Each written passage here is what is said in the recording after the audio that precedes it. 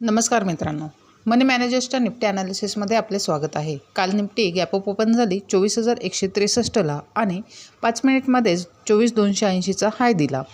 त्यानंतर 24,145चा लो देऊन पुन्हा अपसाईड मूव्ह केले, परंतु पूर्ण वेळ निफ्टीने एका नॅरो रेंजमध्येच मूव्हमेंट केलेली आणि 24,211ला क्लोज झाली। एकंदरीत निफ्टीने 24,100 होल्ड केलेले आहे। हे पॉझिटिव्ह साईन असले तरी देखील 24,300 हा रेजिस्टन्स अजून देखील स्ट्रॉंग आहे। आता उद्यासाठी बघितले तर 5 मिनिट टाइम फ्रेममध्ये 24,280 आणि 24,150 या दोन महत्त्वाच्या लेवल्स आहेत। जर लेवल ब्रेक झाली तरच चांगला ट्रेड होऊ शकेल। ओव्हरऑल निफ्टीने 24,100 होल्ड केलेले आहे, परंतु मोमेंटम नाही, त्यामुळे ट्रेड करताना काळजीपूर्वक करावा।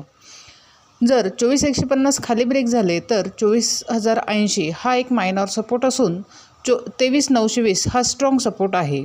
जर हा सपोर्ट देखील ब्रेक झाला तर निफ्टी पुन्हा बेरिश मोडमध्ये येईल, परंतु निफ्टीने 24,300 ब्रेक करून होल्ड केले तर अपसाईडला 24,480 हा रेजिस्टन्स असून तोही ब्रेक झाला तरच निफ्टी बुलिश झाली असे म्हणता येईल। ओव्हरऑल प्राइस ॲक्शननुसारच ट्रेड करावा लागेल। अशाच निफ्टीच्या ॲनालिसिससाठी चॅनल सबस्क्राईब करा, तसेच व्हिडिओ लाईक आणि शेअर करा।